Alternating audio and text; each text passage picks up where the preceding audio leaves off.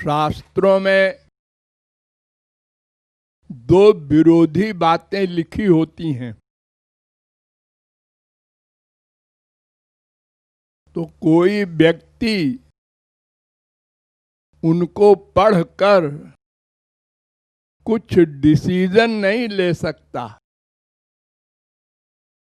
प्रत्येक सब्जेक्ट में दो विरोधी बातें वेदों में, शास्त्रों में, पुराणों में, समस्त धर्म ग्रंथों में लिखी हैं।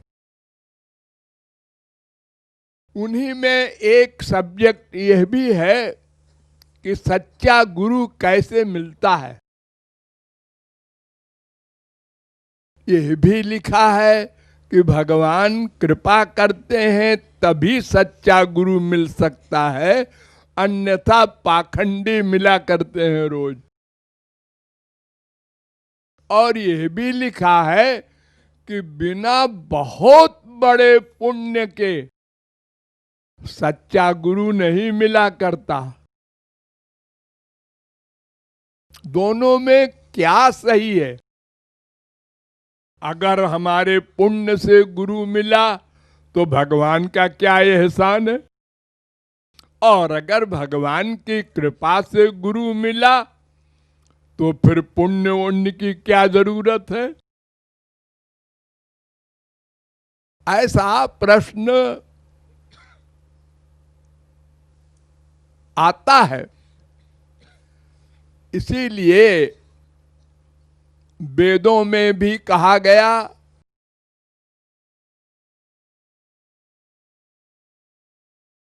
प्राप्य वरान निबोधत।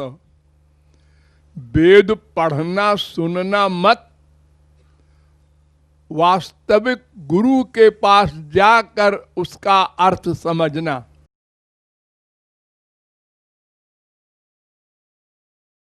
गीता में कहा गया तद विद्य प्रणिपातेन परिप्रश्नेन सेवया।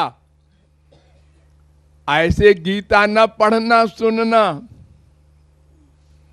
गुरु के पास जाना, सेवा करना और शरणागत होना, तब गीता का अर्थ समझाएंगे वो। रामायण में भी लिख दिया तुलसीदास ने, जे श्रद्धा संबल सहित नहीं संतन को साथ, तिनका मानस अगम अति जिनहि न प्रिय रघुनाथ। तीन शर्त है, श्रद्धा भी हो और सही महापुरुष भी हो समझाने वाला, शास्त्र वेद का ज्ञाता, और भगवान राम में प्यार भी हो उसका, वो रामायण पढ़े सुने, नहीं तो उल्टा हो जाएगा। यानी हर ग्रंथ में शर्त है कि महापुरुष के द्वारा उसको समझना। अपने आप पढ़ के समझने का दावा करने वाले बस प्रश्नों का अंबार ले बैठते हैं। ये शंका है, ये शंका है, ये शंका है।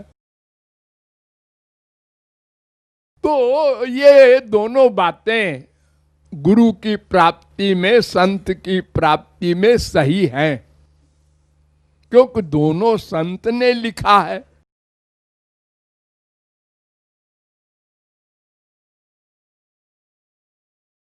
बिना पुण्य के अगर भगवान की कृपा से गुरु मिले तो फिर सबको मिलना चाहिए।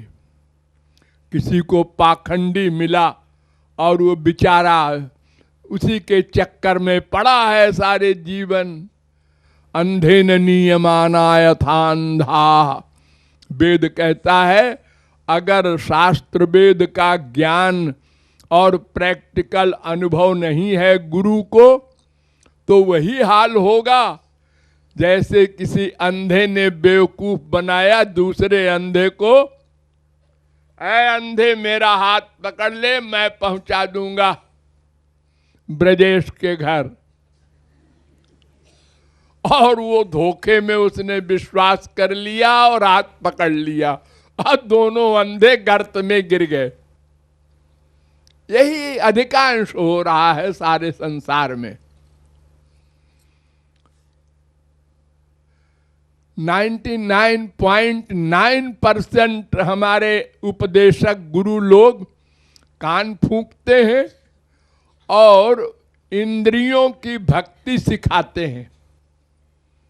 पाठ कर लो, पूजा कर लो, हाथ से जप कर लो, कीर्तन कर लो, सब इंद्रियों से करो, मन संसार में रखो। मन का जिक्र ही नहीं करते।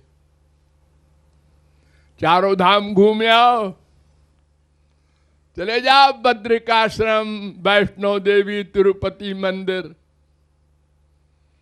पशुपतिनाथ, सब जगह तीर्थ कर आओ, बस बैकुंठ मिल जाएगा। यही सिखाते हैं।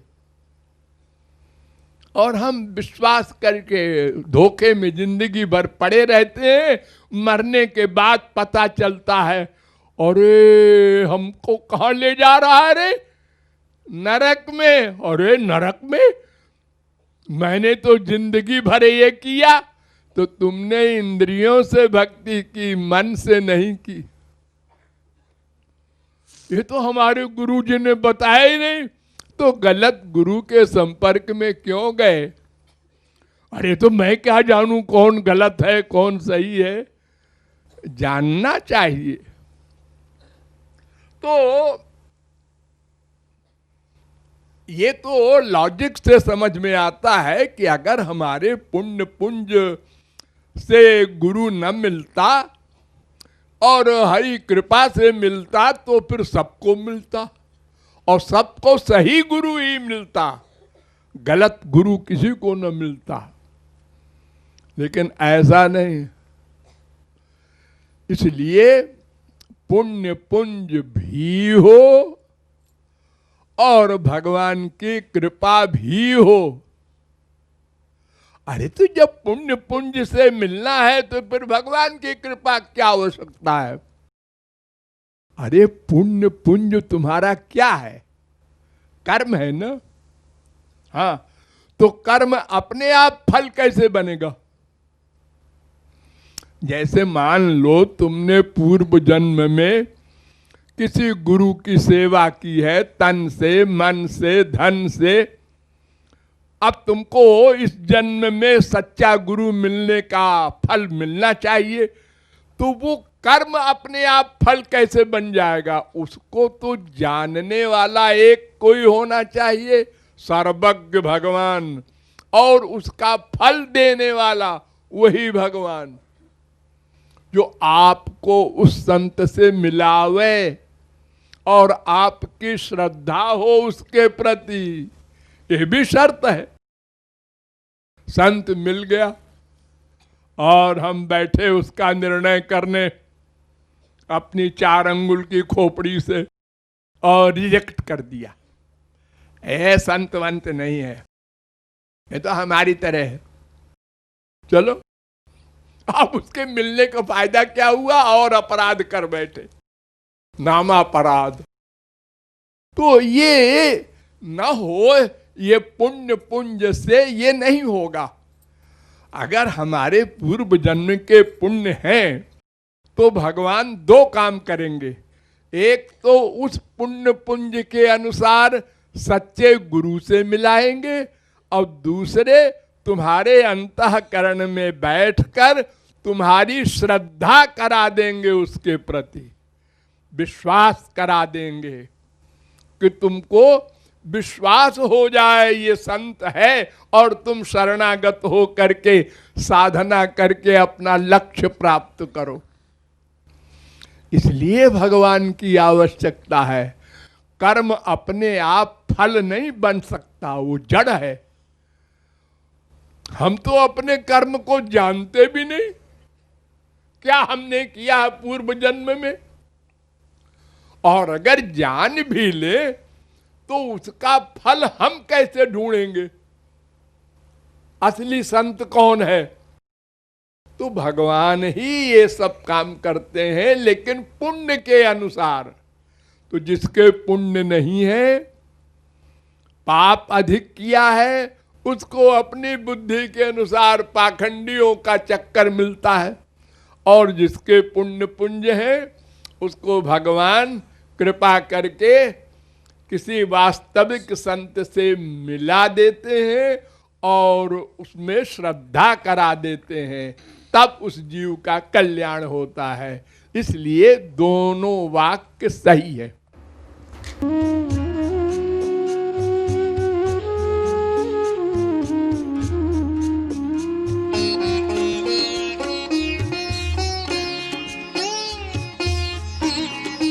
Oh